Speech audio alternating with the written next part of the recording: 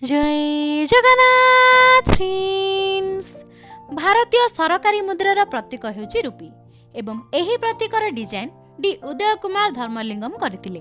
से 10 अक्टोबर 1978 मसीहारे तामिलनाडुर कालाकुरिची ठारे जन्म ग्रहण करथिले। उदय कुमार हेउचंती जने भारतीय एकाडेमिक एवं डिजाइनर। 5 मार्च 2009 मसीहारे भारतीय टंकार एक प्रतीक सृष्टि करिबा पई भारत सरकार एक प्रतियोगितार घोषणा करथिले।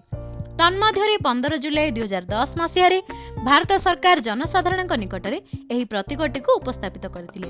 डी उदय कुमार अनुଯାयी एही डिजाइनटी भारतर त्रिकोण उपर आधारित एवं एही प्रतीकटी देवनागरी अक्षर रा एवं रोमान कैपिटल अक्षर आर व्यवहार करी सृष्टि होछि।